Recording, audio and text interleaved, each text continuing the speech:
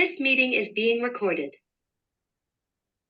Good afternoon, everyone. On behalf of CSPI, Convention Sales Professionals International, I would like to welcome you to our October 2023 Town Hall. Our discussion topic today is one of a very timely nature. It's bridging the office generation gap. I am Morgan Christopher, the Managing Director of CSPI, and I welcome all of you, our members and our guests, to today's call. Before starting, CSPI would like to thank our generous sponsors who make this educational town hall series possible.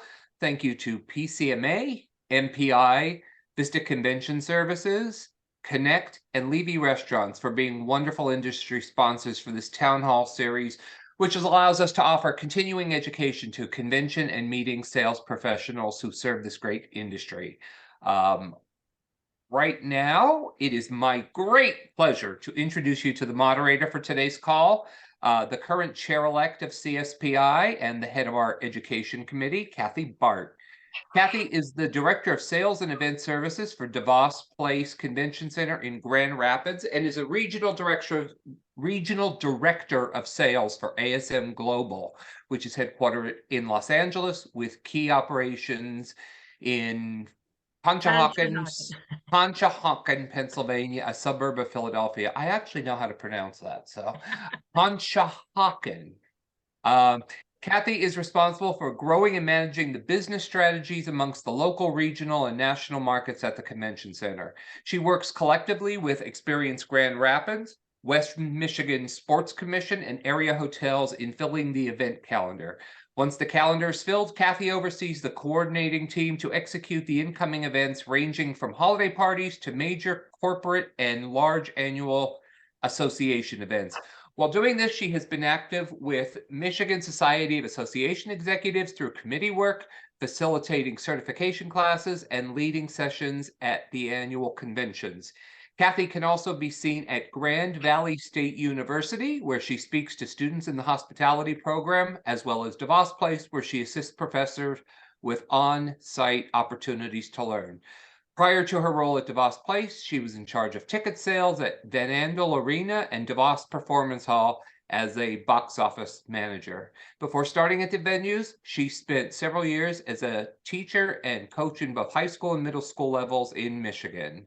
I am going to, at this point, turn it over to my friend, Kathy Barts. Thank you, Morgan. Truly appreciate it. And a good afternoon. Thank you for joining us. We're going to be small, mighty, it looks like today. And it's my pleasure to serve as your moderator for today's discussion. Before starting, let's review the procedure. We've all done this before, but take the lead from me so that in this role, I can keep the conversation moving forward. We have 1 hour and a lot to cover. For those of you with the video on, raise your hand if you want to ask a question. We'll throw it out there. I'll call on you. You can unmute your microphone. For the duration of the call, please stay muted unless you're speaking, though. Those of you phoning in, please speak up when you want to add to this discussion. It doesn't look like we have any phone friends in here today. But finally, throughout the call, you can ask questions or raise points in the chat feature. Both Morgan and myself will keep an eye on the chat and we'll share your thoughts. Our goal is to hear from as many as possible and to keep the conversation moving as clearly as possible. And with that, let's get this conversation started. Tough conversations. They're hard, I dread tough conversations. Joyce is the person that I would rely on in my career to go to. She is the queen. And our guest, Joyce, she received her master's degree in counseling from Oakland University and has written a best-selling book, Take the Ride of Your Life. She has been selected as the official World of Business and Executive Coach Summit curator in conflict resolution. Kick Conflict to the Curb is her new live broadcast where she interviews department managers and thought-provoking leaders. She's one of only 215 women in the world who's earned the certified speaking professional. Joyce is the queen of conflict resolution and works with department managers, growth-minded individuals in small groups tired of feeling invisible or ignored. So they feel confident using their voices without losing their cool. She had great success in helping others with her conflict resolution strategies, except at her family gatherings. That's when she must call Dr. Phil and Judge Judy. Please welcome communication coach, queen of conflict resolution, avid bike rider, bird watcher, and chocoholic, Joyce Weiss, my dear friend. Thank you, Kathy. Love that introduction.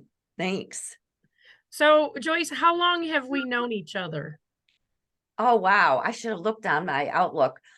We met at OrgPro in Michigan. Could it be 2009 for some reason? I'm thinking. It has been a while. It was a ferry ride from Mackinac Island back to the mainland, and we struck up a conversation and have been fast friends since. So it's been fun to watch everything that you've been doing, and I cannot stress how much she's amazing. So with that, what do you, I know quite a bit about you. So I read your bio there. What do you want us to know that I did not just read? Okay, I'm going to do something that some of you may be surprised with my answer.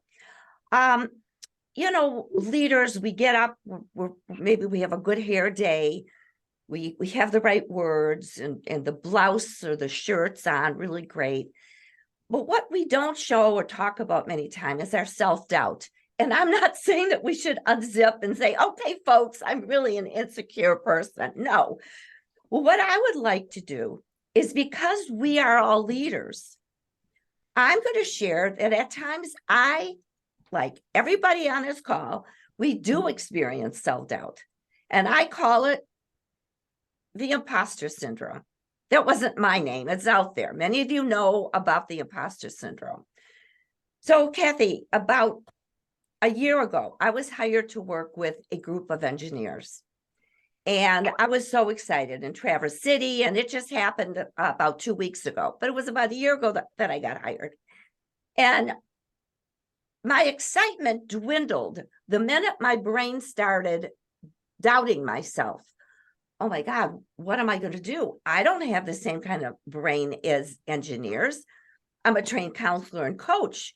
Then, boom, it stopped.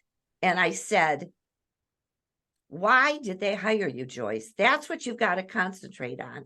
And then I remembered the reasons, because of my personality, because of my strategies, blah, blah, blah. So what people don't know automatically, but I decided to throw it all out there because I saw some of the board. I went on your website. I figured I want to be real, so you can be real with some of your questions.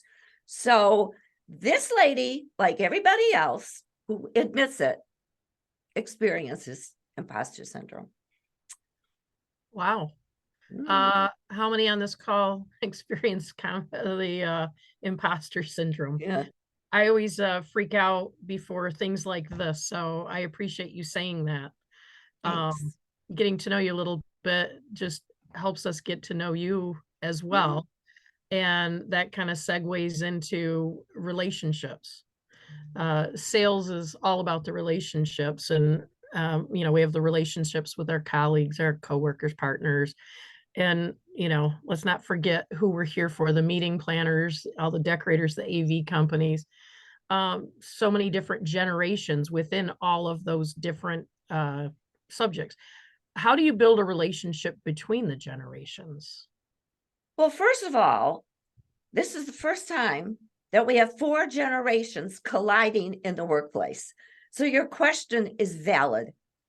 So some of the comments that I get from some of my groups are, they just don't have a good work ethic. They're set in their ways. They're deadwood. They have no desire to learn new technology. They're workaholics and don't have a life. So how do you build the trust? You have to understand that each generation has their own values, ideas about change, which I'll get into if you want. But I saw a couple cartoons that I thought about when I knew what our topic was. So first of all, a manager asked Lisa, "What are you doing, Lisa?" "Well, I'm texting Nicole." "Lisa, Nicole is standing right next to you." "Well, we can text faster than we can talk. It's a more productive way." So this alone shows how do you build trust? Don't tell the people like our Lisas, well, that's not productive. The different generations look at communication differently. And this one, I think we can all relate to. I think you'll have to shake your head if you can after I'm done. So a grandfather was walking with his grandson and said, "When I was your age," anybody ever hear that or even use it? "When I was your age, I had to go 10 miles in the snow to school." And the grandson said, "Wow, Grandpa, you're so lucky. You had it easy." Because the grandson on his phone saw the news feeds with the titles such as school shooting, bomb threats, and teen suicide. So we all have to get into the skin of the different people that are relating with, that our way isn't always right. Actually, it never is. It's how can we take down the barrier and get into that conversation with people who are different than we are.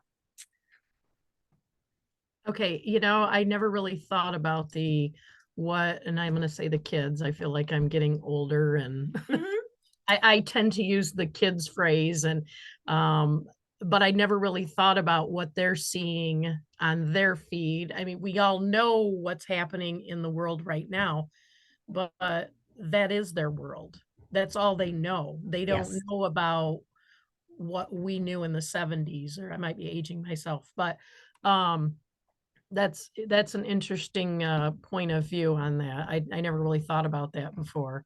Well, and I want to go a little deeper with Sure. the generations, because I know we got a lot to cover. So values. The baby boomers, they value a strong work ethic, job security, loyalty. They like face-to-face communication. They respect authority. They value recognition for the years of experience. So these are the baby boomers. But then they're going to clash because the Generation X, they're all into work-life balance, informality, desire flexibility. Then we have the millennials who like collaboration and diversity and social responsibility, and they seek the purpose and the meaning of work. They love feedback. So for those leaders on this call, which is everybody, they want feedback, constructive feedback, not just, "Hey, you're doing a great job. How can I learn?" And the Generation Z, which are definitely in the workplace, they like individual expression. Digital integration is just what they're all about. Mental well-being is very important because they learned from their parents and grandparents how they didn't necessarily take themselves seriously there. So that's just the values, let alone, how people see themselves differently. Okay, so I'm sorry, you just made me think of something. Do you think, take the digital part out of it, do you think when we were younger, we wanted what Generation Z wants now? We're just older and don't remember we wanted that? Absolutely. Okay. And whether we remember or don't remember, today's call is about not how to fight. "Oh my God, you don't know what you're talking about. You should get off your phone and call someone or go face to face." There may be some truth to that. Don't get me wrong, because I always hear the older generation saying the millennials they don't know how to talk face to face. There's some truth to that, but their world, that's what they do. So what they want many times is what we wanted back then. And also, if you remember, I don't care what generation you are, you didn't want to be like your parents' generation. I mean, we don't. It's the Generation X's who who want a life. Like I said before, they want work-life balance. Well, you've got an employee who's a Generation X or even younger. You got to understand they're not the workaholics like the people in my generation. Hopefully they don't become the workaholics either. Yeah, And oh, they keep absolutely. They won't. I feel like we're learning stuff from our younger employees. Mhm. We have a lot of folks on this call are leaders, and Joyce, you're a coach by trade, and that's kind of what we are as sales staff. Many of us are the senior sales staff, and so we're certainly learning a few things from you today, but we can also learn from others, right? Oh, absolutely. And how do we build the trust in order to get to know those different values and personalities within our staffs and our clients? First of all, I want to reinforce what you just said, and I'm going to give you a standing ovation, except I'm Uh-oh. sitting because my cords will come out, is that every single leader is a coach. And those that understand what do coaches do? Anybody? What's the one thing that we're known for? Winning? No, just kidding. I'm Well, kidding. that's a different kind of coach. That's a sports coach. Okay. No Asking one? questions. Cricket? Asking questions. I'm just going to say it because you know most of you you're on mute. Asking questions. So leaders, what we need to do is understand the differences in generations. And I'm going to tell you how you can, because I'm going to tell you, I have a little list that I did some research before our call on the different, and I'm going to tell you how you can get that list when we get, further down into the conversation. Building trust, ask questions. I don't know about you, but my entire career as a coach is that people who come to me don't feel heard. They feel invisible. They don't feel respected. So how can we stop that?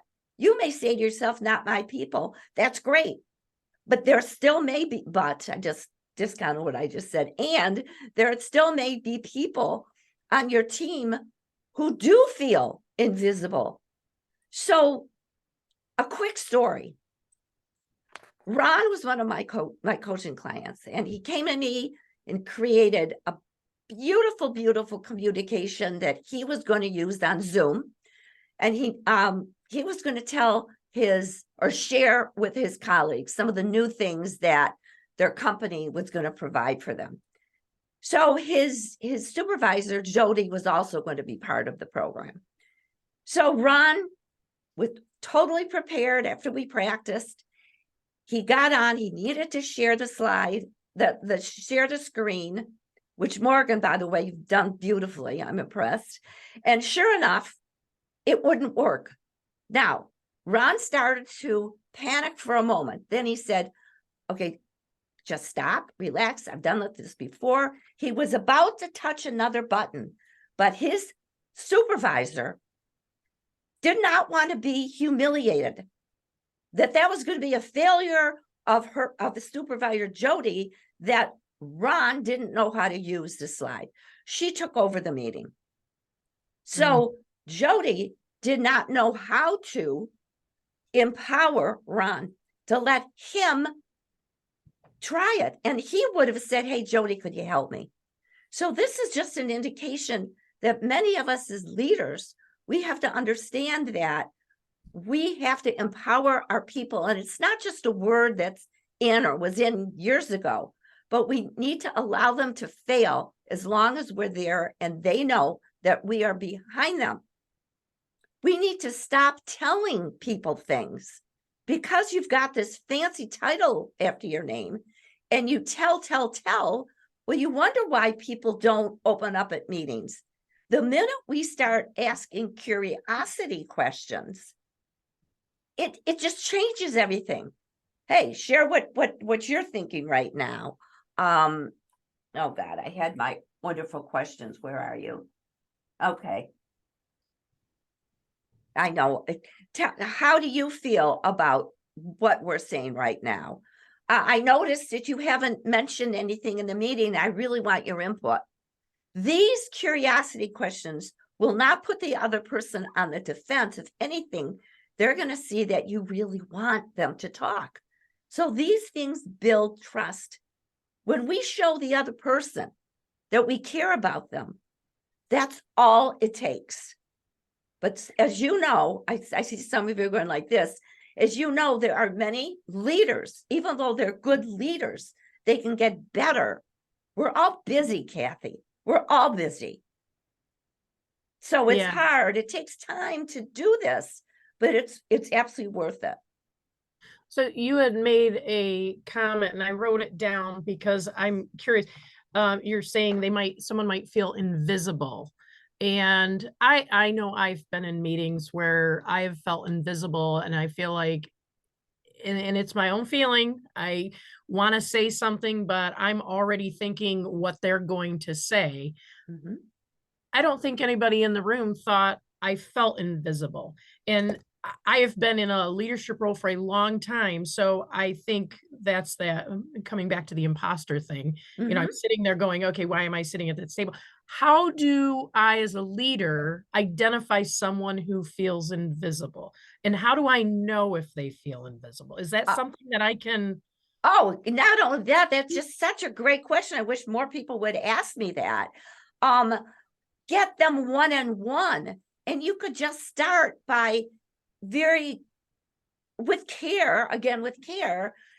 So, Kathy, I know in the past you've shared your opinions, and which have really all been welcome. The last couple sessions, I just noticed, I'm just curious that I haven't heard any of your good suggestions. Just tell me, is there something going on that I don't know about? Please let me know, because I care about you. I want to make sure that you're heard. Now, you mentioned that, you say that, be ready. Every time we open up your mouth, I know everyone's going to go like this. They're going to shake their head, or they're going to internally say, it's a risk the minute we open our mouth, especially when we ask a question. We don't know what the other person's going to say. Right. But at least if you say this to Kathy, because you're my person, Kathy has a choice. She could either be honest and say, well, yeah, let me tell you what's going on in my life, or she doesn't feel safe to say what's really up. But it's up to us as leaders to do our best to make that conversation safe. So how do we make an environment safe? And I'm going to stretch this beyond our employees, but with our clients, how do we make a safe environment so our clients, which sometimes we only meet the client, we've got them in for a familiarization tour, and we have our tour, and we might be able to have coffee with them or lunch with them, or perhaps dinner or drinks. We have a very short window of time to earn their trust, but we don't really. How do we do that? How do we, not knowing everything about them coming into this meeting, we can research them, but what would your advice be on that? How about just saying, after you mentioned something great about their office, and I'm sorry, I think small talk still works pretty well, as long as it's serious, or I mean, authentic and real. Oh, I see you went to, I went there too, to school. And then start with, I'm curious. I'm curious, client, I need to know what's going to keep you happy in our relationship. What are your needs that I need to know about? And then hopefully they will share. And then you'll say, well, I am so glad, and you repeat it back.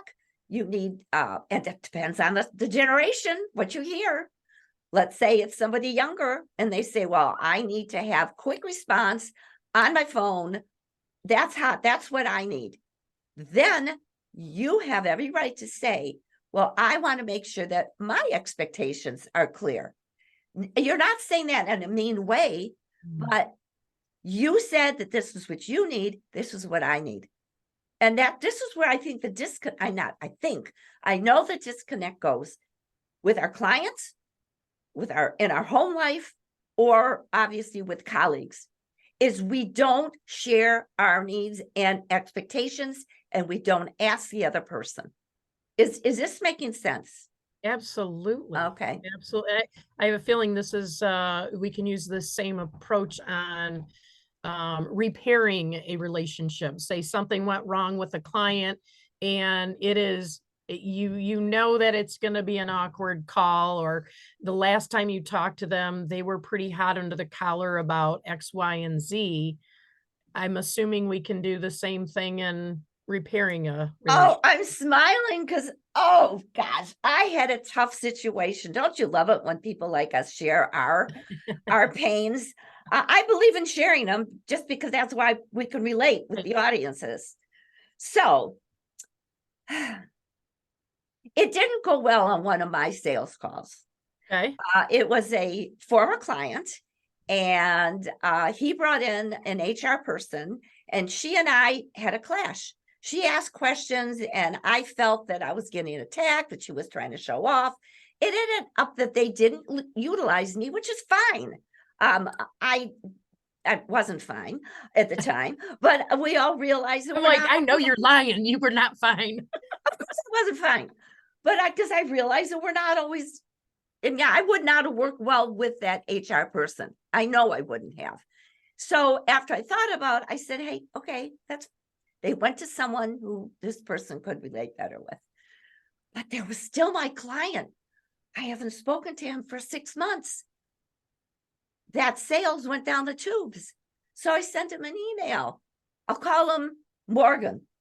I'll say, Morgan, I would love to find out what's going on since the last time we talked. Plus, I'd love to share with you some of the new things going on with me. Please let me know if you would like to catch up. I didn't say, wow, did the last time I really bombed, I did a lousy job, blah, blah, blah. I just opened up the conversation. Will you be willing? Now, he could have said, Morgan could have either ignored me, which is, that happens, or could have said, you know what, I was really burnt. I was embarrassed, or, which did happen, Joyce, you're right. It's been a long time. We got on the phone. It's like nothing happened. And I think that happens, and people are just afraid of that rejection. Oh, I was petrified to make that email. If you want to think, I have my speaking facilitating, outfit on. I was in a sweatshirt and not feeling very secure at that moment of sending that email to Morgan. But I said, you gotta mend it, Joyce, whatever it takes. So what if he rejects you again? And sure enough, it worked. I mean, we could use that with our neighbors even. I mean, really. Wouldn't the world be a nicer place if everybody just dropped their guard a little bit to have the awkward conversations? I think you just gave me a title of a new book. Oh, I want little credit on the front. Oh no, you're gonna write it. I just can't. I'll write it for you. I'm done writing. That's my last book. I write blogs and articles and number books. There you go. Well, yeah. Okay. So speaking of writing, do you use AI in what you do? Oh my God. I love my best friend. Her name is Chatty. And I use Chat GPT. I'm just curious. Raise your hand if you use some kind of AI for writing. Just go like this if you do. Okay. Hopefully that all of you have gotten something from this call. This is a different angle to understanding and building trust. So I use Chat GPT. There are hundreds. You could become overwhelmed. I suggest you start with that if you want to. Now, AI, artificial intelligence, can be very dangerous. You can get in trouble. When you use it the way I finally discovered how to use it, it saved so much time. Today, I knew we were going to talk about generations. So using prompts is the most important thing when you use something like Chat GPT. A prompt is a question. It took me a long time to get to questions. It takes your AI a while to get to know you. Believe it or not, at the beginning, I said, I'd like to call you Chatty. Would that be okay? immediately comes the response, oh, Joyce, I love that. Please do. Then at the end of the, when she, it's a she, Chatty, could be a he, but so she told me at the end, I hope that Chatty helped you. So what I did is I said, okay, Chatty, please give me some ideas on different generations, how they deal with change. So these were my notes. If we ever get to that today, I'm gonna share that. Then I said, okay, give me more ideas like this, how they have to deal with sales and how they communicate. So out came an enormous amount of information, not too much because I said 10 ideas. I didn't want to be reading pages and pages.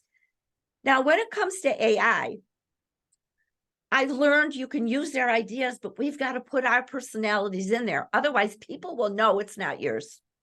You will be lost in the, because AI doesn't have our personalities. So that's what I did today. Not today, a few days ago, is I used, so that saved me hours of doing research for my old notes on the different generations. That's one area. Who sends emails here? Anybody? So how many people have, everybody always open your email? If so, say, oh, go like this. Because if so, I'm going to call you. Well, they don't always open mine. So I go to Chatty and I say, give me a good subject line for an email to a sales in the hotel or CVB industry on generations. Make it snappy, make it fun. I get a list and I use it. My open rate is so much better now, because otherwise it's, I want to connect with you, boring, versus some of the ones that they sent me. Titles of blogs, titles of articles, the same thing. Articles, I will say, or my blog, I have a monthly, now it's monthly. I have a monthly blog called Kick Conflict to the Curb. So every time I do, I have an idea what I want to do, but oh my God, sometimes it's that first sentence that you just can't get out. I say, okay, Chatty, give me a opening paragraph for a title of an article on humility as a leader. I get the first paragraph. I said, oh my God, I love it. If I don't love it, I say, tell me more. That's my opening. Then from there, my mind gets open, personality. It saves all of us time. It takes a long time to understand how to use the prompts. And if there's anybody here that wants more information, they can send me an email on that for sure. So it's Chat GPT is the one that you use? Yes.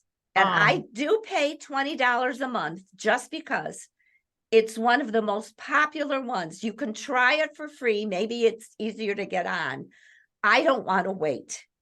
I'm a baby boomer who has about as enough timing as, I want it now.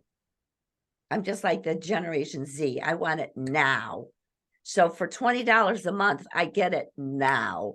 And so, yeah, but you could definitely try it for free first to see if you like it. My senior sales manager heard about, I don't know if she uses GPT or another one, but she heard about it at a conference she went to, and she's been using it on the regular. And I got to be honest, Joyce, part of the reason I wanted to talk about this is this morning we got issues with two people, same space, and what's the email need to look like? And she just popped in a couple words here and there, and she emailed me a whole paragraph of, well, here you go. How does this sound? And I was like, damn. I was like, absolutely. Wow, it did sound like her. That's what blows my mind. It was in her voice. Yes. And she did not doctor it when she sent it to me. She was like, here's what Chat, whatever it was, did, and sent it off to me. It is amazing. Emily, do you use it at all? Or Sarah? No? I'm saying it's really kind of crazy. Morgan, do you use it? Yeah, and I'm going to share something because it's kind of about bridging the generation gaps. You know, I have different clients besides just managing CSPI, and I do a lot of work with DMOs, specifically marketing PR side of it. And being a baby boomer, when AI first came out, everybody was like, "Don't use it, don't use it. Oh, it's horrible. You know, it's dragons. It's." But then working with the younger folks who have come into the industry recently, learned a lot of good tips about it. And the one thing from the PR end of it when you're doing a story is you can put in what you're working on and ask for the top points or something I should be hitting on, or like what should I be saying about fall foliage in the mid-Atlantic right now? And it will tell you the things that are the most recognized things. And as this younger person than myself taught me, use it as the broad strokes.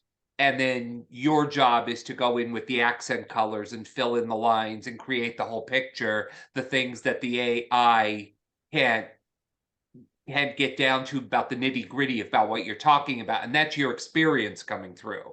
Now, I will tell you a horror story about the AI, which makes me very use it judiciously, no matter what your generation. There was a visitors bureau in Maryland hired somebody to write copy, went on AI, actually took it and plagiarized it and was passing it off as his own work and got caught. And how did they catch it? They started reading it into the AI and it actually came up with the original article and the person's name. So how you use it also you have to learn how to use it in your own voice is the trick. Thank you for saying that, because some people who are still afraid of it because of stories like that, Morgan, they won't use it. And that's why when I get into discussions, they're called discussions, even though they're not really. That's, how can you use AI? Don't you know how dangerous it is? And I say, yeah, I do. I mean, when someone pushes you, agree with them. Yeah, I do know how dangerous it is. And then that's when I pull away. And I also know when you play it by the legal rules, it could be a lifesaver. Let me share why, you know. Right. Yeah. I think it blows my mind. Just to add on to that, you know, it was one of those, it was a good lesson for me, not in AI, but it was in listening to voices of other generations, because it was somebody not of my generation who taught me how to use this because I chose to listen. And that person had great advice for me. And where I get frustrated myself as a boomer is the amount of people around me like who go, "Oh, I have no use for computers. I have no use for I have no use for Reels. I have no use for Snapchat. There's a time and a place for everything." And I have also learned, like when people say they're afraid to like use this app or do this, go in there and make as many mistakes. Everything I've learned by making mistakes. So just I think that's any generation. Yes. But this is where when we do have younger versus older, we don't even have to talk about, you know, which generation is. That's all it is you hit upon that, Morgan. Be open with each other. Oh God, I'm not used to okay, things go that way. The mirror on the be open, ask questions. You've heard me say the same thing. This is my secret sauce as a facilitator. Whether it's me in front of a younger group or in front of people who are older than I am, the same message: be open, don't be closed, don't tell, listen. I mean, it's nothing new, but many times we just don't, because we're so into our own story. I mean, I'm facilitating a group next week in Grand Rapids, in your neighborhood, Kathy. And one of the first things that I'm going to do, it's going to be a self-reflection exercise. They're all directors. They're all directors and managers, department managers. And I'm going to ask them this question. So don't raise your hand. I don't want to hear your answer. Do you stop yourself from having conversation without conflict because you know you're right. You don't like conflict and you're afraid to speak your voice and blah, blah, blah, blah, blah. And this is what I want them to start thinking. And this is what I even think of myself with my kids, who obviously are from another generation. Wow, don't you like that for brightness? And when I have my Generation X children, I say to myself, don't sound like a mother telling them they ain't going to listen because they're adults with their own children. It's so hard. And I am going to say that next week. It's so hard to change our communication strategies and skills. And if you see that your conversations are going sour, that's the time to say, it's time for me to change. I find that when I'm in the office, I have employees that are in their 20s. I have clients who I grew up in the industry who have retired and now they're being replaced by younger, fresh out of college sometimes, or, late 20s, early 30s. And I have to rebuild. I feel like I have that client. Well, it's not the association that's the client. It's the person that's the client. And I have to, they say, oh, wow, you're my mom's age. Oh, thanks. Right there. I'm like, oh, how do I tell them to stop relating me as your mother? On the flip side, how do you get somebody to recognize you as not their parent figure? Because I have staff and clients that have said things like that while we're at lunch. And how do I recover gracefully from something like that? Well, first of all, and I do have an answer. I'm not fishing for an answer. What did you do? What have you done? Or are you asking me because you have no idea? Well, I said, okay, well, I don't think you want me to treat you like my son. Let's just say right that. I don't think you want me treating you like my son. He would be mortified. So let's just continue this and pretend that wasn't said, because oh boy, I got 15 comments to go with that. So let's just, and I kind of joked around and played it off. It didn't really hurt, but it was one of those, okay, how do I turn the ships, so to speak, away from the age thing? Because we're all professionals. We're all wanting to get to the same point. We are learning about each other. So that is a good thing. I found there was a sense of humor. The sense of humor is terrific. So how do I, and it's not the first time, it's not going to be the last. What's the word of advice on something like that? Well, not that that's ever happened to me. Not, of course. Again, sense of humor with a smile. I'd say, thanks for noticing. I'm not like judging them because I may remind them of their mother. Now that we got that out of the way, how can we make sure that we communicate in a really good way? So there's a little bit of ha ha ha. Thanks for noticing, with a big smile. Now that we got that out of the way, how can I make sure I don't sound like your mother or something like that? It did make me look deeper. I'm always that self-reflective. Okay. Yes, you are. Did I say something to spark that? Maybe I said something, and I kind of reflect on it and try to figure out how we got to that point. And I wasn't offended. I don't want anybody to think here, oh yeah, well, I love my mom hat. And if I need to mom somebody, I will. I think I may have mommed Morgan, So, but yeah, it's an interesting dynamics that we're at. I've got someone that I work with who is 20 years older than me. I have people who are 20 years younger than me. And I'm stuck in the middle. So it's hard sometimes to navigate that as a supervisor, I guess. And all the clients we have coming in right now, same scenario. We've got people on both sides. Well, I don't know if you've ever watched Suits. It's a very my God, I love that show. Okay, well, I'm watching it now. It started 2009 or years ago. But here we go. Forget the Generation X of which you are. I believe that's what you are. I think so. Yeah, okay. What about the younger people who get the opposite? What do you know? You just got out of college.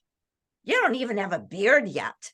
What do you know? And these are some of the things that happen on the program Suits with a very young attorney, and how he turns it around is just beautiful.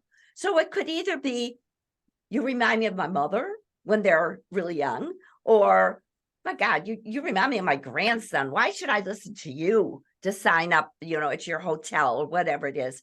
That's when you say, thanks for noticing. Let me tell you what I can offer you. Smile, calm, not sarcastic. Take those bull, your nose as you're going, you're really, swearing on the inside. Calm yourself before. Don't strike when the iron is hot. Take a moment, real quick moment, get in the gap and say, okay, what can I say so I can pull back and not push? Because if you push, it's done. Your relationship is going to take a long time to repair. And that would be the back to the, it's been a while since we've had a meaningful interaction. And you can even say, how about this? It just dawned on me. Thanks for taking the elephant out of the room. Now that we realize, that we're different ages, let's work with that. But let's take, you share your successes, vice versa. There's all kinds of things to do. Just be real. Just don't get tongue-tied and get defensive, please. And if you do, rewind that conversation so the next time you have it, it just, you won't do it. It's like Morgan said, he always, learns from his mistakes. I never make any. That's what makes me such a good coach. That's all I'm doing is to me, life is not about failure. It's about experimenting. So if something doesn't work, it's not that you're a failure. It's an experiment. It didn't go well. What can I learn? What can I do? And I do this every day now. I tell myself. Sorry, it may not have worked in your eyes, but it actually may have worked. Ooh, yes. Behind the scenes with as somebody else, it marinates in somebody else's head. It may be working. You just feel like it was not a good thing. One word, and I know that we're kind of getting down to the wire. We're starting to get there, but you had mentioned the word humility. And to me, that is a very powerful word. Humility amongst the generations. And talk to me about that a little bit. Well, in the facilitation that I do almost every single time, I have the importance of humility as a leader. I don't care how old the person is, it's in the facilitation group. You've got to go to work knowing that some days you will not have the answer. It's okay to say, I don't know. I'll get back to you. Now, you better get back to that person, especially if it's a younger person. They're going to remember you said it, and you better get back to them soon. Humility is, you know what? I am so sorry that I screamed at you yesterday. I didn't have my lunch. No excuse. It was horrible. I just want to go back and say, I'm sorry. Please accept my apology. That's humility. None of us are perfect. None of us are perfect. And when we have humility, we admit, it's like I started out with the imposter syndrome. The imposter syndrome, that if you choose to share it as a leader with humility, you're going to build trust immediately with the people that you're with. Oh my God, he or she is real. Maybe I can open up to this person. So what does humility mean to you, Kathy? I'm going to throw it back. I mean, just because you brought it up, and it's one of the secret sauce when I share with my leaders. Well, to me, it's just being genuine. Whether you're right or you're wrong, you're not overly braggart when you win, and you're not a sore loser either. That's the humility. You're genuine. I mean, you can show your disappointment. That's fine. But keep it real. That's to me what it is. That's great. I mean, that definitely is part of it. Big part. Yeah, we're not going to win every sale, and I get that. And some of them sting more than others. And you know, they might go to St. Louis instead of Grand Rapids, and I'll be like, Keith. But um I'm not gonna not talk to Keith. I mean, I'm keeping it real. But yeah, there's definitely room for humility in the sales department for sure, especially in convention sales. Oh, huge. We got to put a lot of humility in sales, especially with a convention, because there is so much good competition out there. Yeah. Yeah. We've kind of just, you and I are just kind of chatting back and forth. Did anybody have any questions? Morgan, I wasn't watching the chat box. I was. Nothing's popped up in the chat, and you know I will interrupt if it does. But you know, I Awesome. want to throw in a point that you were both making. I think one of the key nutrients to humility is openness, and I don't care what generation you are, you have to stay open and willing to be there for new ideas. Um, I I I get weird now on Facebook when all these people from high school who are now retired want to be friends, and all they want to talk about is like their leisurely life. I like to be open to education and new ideas and what is the current music. And I may not be an expert on the latest song, but like just what the sounds are and why things are important and just staying open to the universe. And just like I think for younger people, it's just like, you know, just because an older person is offering the idea doesn't mean it's a bad idea. You have to just have that openness to be humble. And that goes right back to the building the relationships and trust. And Yes. people are not going to buy your convention center if they don't trust you. Nope. So I think, yeah, we said it earlier, our industry is all about the relationship. So I think that's why this topic to me was so important to kind of dive into a little deeper. I love human interaction, and it's great to hear what you've got to say about it, Joyce. Thank you. Thank you. This was, it was deep and fun. My favorite two words in any kind of communication. Thanks, Kathy and Morgan. Absolutely. This has been a great forum. I'm looking for my notes. I kind of lost track of my notes. Sorry, Morgan. Put up the questions and answer slide because we're at 7 minutes of the hour. So okay. Are there any questions or deep thoughts or any things that we talked about today that, you know what, this happened to me and you have something you'd like to share with the group? It is a judge-free zone. Any takeaway? I mean, what's something that spoke to you, if there was anything? Not forcing anybody to say anything, just if obviously, this is what I got.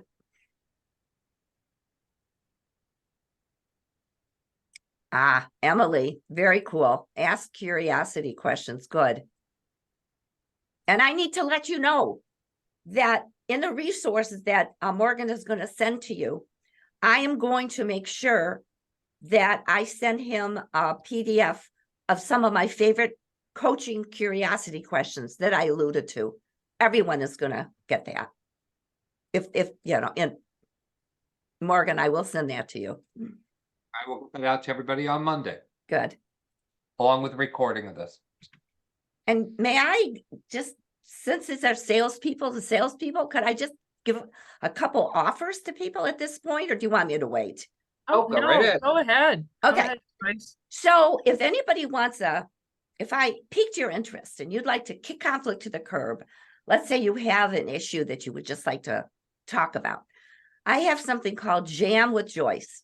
It's a 30-minute complimentary discovery phone call. All you have to do is send me an email, of which you will, well, it's joyce@joyceweiss.com. It's right there. And I'll send you my calendar. And you'll get clarity about whatever this conflict is, a gap from where you are to where you want to be, and your next step. And the other thing, if anybody here needs a facilitator, either on a Zoom call or face-to-face, I travel within the United States, and there will be in the resources that I send to Morgan, my page, which is, you can go to joyceweiss.com with options. My prices are there. Even if you don't like the prices, there's other things that we could create, other options, whether it's a direct report that you think would need a coach, or a facilitation for a small group. So I'm offering those to anybody on this call. And as someone who has experienced Joyce's coaching, I would highly recommend it. It definitely gave me clarity. I was at a point where I wasn't sure where to go or what to turn to as far as professionally. And she really helped me just pare it down and just talk it through without, and she did ask the curiosity question. She got me to understand myself. So understand myself better. I still have a long way to go because there's a lot of voices up there, but Thank you, Kathy. yeah, absolutely. All right. So that said, I don't see any other, Morgan, no other questions. Nope, that's it. All right. So then, thank you, Joyce. And before we go, since we're getting to that time, we have a few announcements. Do Yep. you want me to jump in, Kathy? Yeah, if you would, that'd be great. I'm like, you have Gladly, announcements, I'm not gladly. sure. Yeah, I'm telling everyone to watch their emails. We'll be sending out some updates about what we have going on December 4th in Dallas, Texas, prior to the start of IAEE's Expo.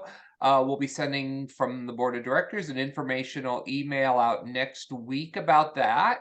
So save the date and watch your email. Right now, we'd love to see more people get involved with CSPI by joining one of our committees. We have an education and events committee that does things like put together this town hall series, and also works on our summer sales boot camp, which we enjoy putting together. We have a membership committee, we have a marketing committee, and an industry relations and sponsorship committee, which is a great opportunity to meet key partners at other organizations that support CSPI. We have our next town hall on the calendar for Thursday, November 16th at 2 p.m. Eastern Standard Time on the topic of safety and security. Registration for that is now open. So those are all of our big announcements. So thank you everyone for joining us. Joyce, thank you for a great session. And look forward to your email. I will send the follow-up with the recording link and the EIC credit information. Thank you. Perfect. Thank you very much, everybody, for joining us. Everybody.